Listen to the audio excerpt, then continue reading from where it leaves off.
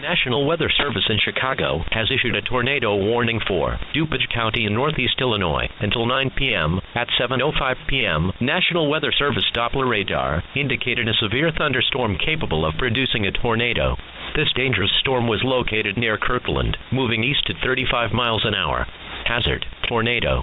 Source: law enforcement indicated rotation.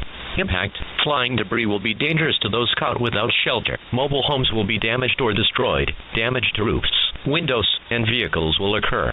Tree damage is likely. The tornado will be near Belvedere around 7:20 p.m. This tornado warning reemphasizes the severe thunderstorm warning that was in effect for the same area. Go to a basement or interior room on the lowest floor.